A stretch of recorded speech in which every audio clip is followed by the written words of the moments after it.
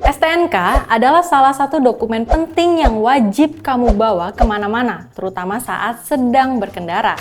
Surat ini bisa dijadikan sebagai bukti bahwa kamu adalah pemilik sah dari kendaraan tersebut. Tapi, pernah nggak sih kamu benar-benar melihat isi STNK secara mendetail? Kalau kamu pernah, kamu pasti sadar bahwa di dalam STNK ada banyak istilah yang terdengar asing, penuh singkatan, dan kadang bikin bingung. Nah, di episode Polisori kali ini, kita akan kupas tuntas arti dari istilah-istilah di STNK. Jangan sampai kamu hanya punya STNK, tapi nggak tahu artinya. Yuk, kita simak.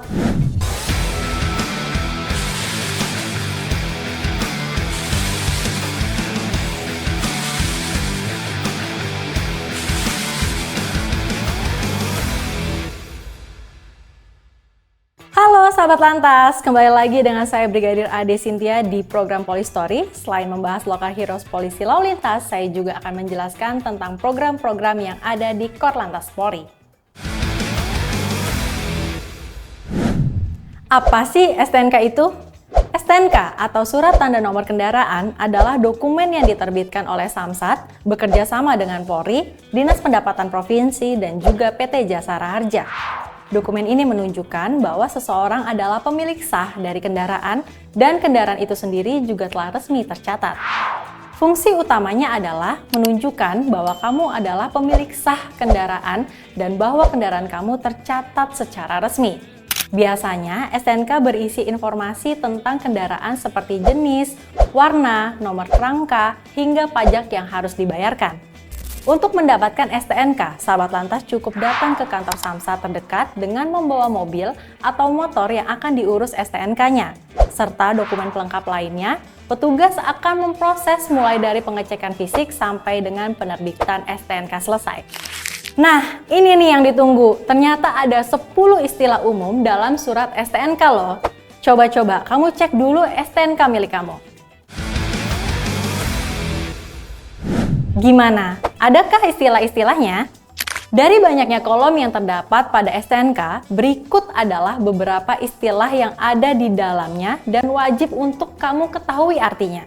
Yang pertama, berat KB merupakan singkatan dari berat kendaraan bermotor. Bisa kamu menemukan kolom ini di bagian lembar identitas kendaraan.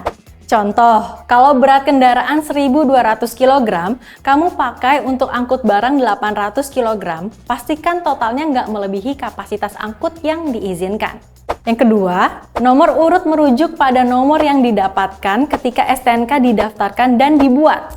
Pada bagian ini, sahabat lantas juga bisa menemukan tanggal dan waktu saat kamu mendaftarkan kendaraan. Ini berguna sebagai arsip. Yang ketiga, nomor SKUM. Merupakan singkatan dari surat kuasa untuk menyetor. Pada nomor SKUM, kamu juga bisa mengecek pajak progresif dari kendaraan yang kamu miliki. Apa itu?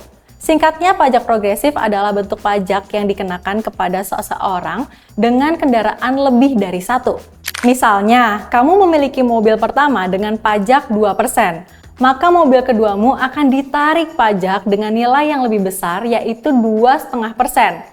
Nah, kamu bisa mengecek hal tersebut dengan melihat nomor SKUM. 3 angka terakhir pada nomor ini menunjukkan pajak progresif yang ditetapkan untuk kendaraan tersebut.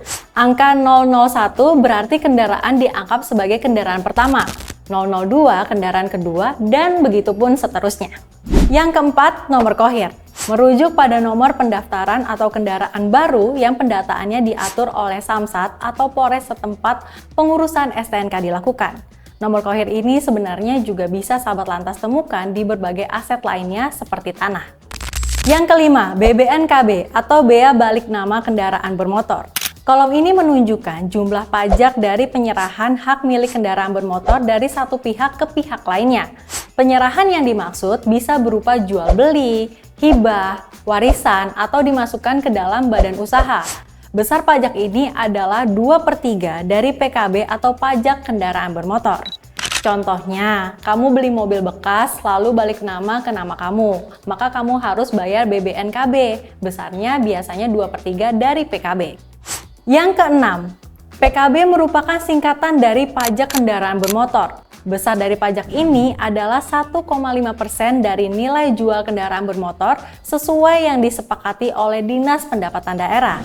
Nilai jual ini didapat dari agen pemegang merek dan nilainya akan selalu turun setiap tahunnya. Yang ketujuh, SWDK-LLJ adalah sumbangan wajib dana kecelakaan lalu lintas jalan atau saat ini juga dikenal dengan sumbangan wajib SW Jasara Harja.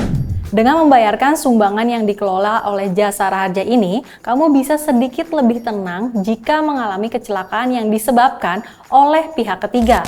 Mengapa demikian? Dengan membayar SWDK-LLJ atau SW Jasara Harja, kamu akan mendapatkan sejumlah santunan dari pihak Jasara Harja apabila mengalami kecelakaan yang menyebabkan kerugian. Jumlah santunan tersebut nantinya akan disesuaikan dengan jenis kerugian yang didapatkan. Tapi, agar lebih tenang, kamu sebaiknya tetap mendaftarkan kendaraan kamu dengan asuransi lainnya. Yang kedelapan, biaya administrasi STNK. Merujuk pada biaya administrasi yang harus dibayarkan saat mengganti plat kendaraan 5 tahunan atau saat melakukan balik nama. Sedangkan untuk kendaraan baru, biasanya ini ditiadakan atau biaya ini biasanya sudah ditanggung oleh dealer.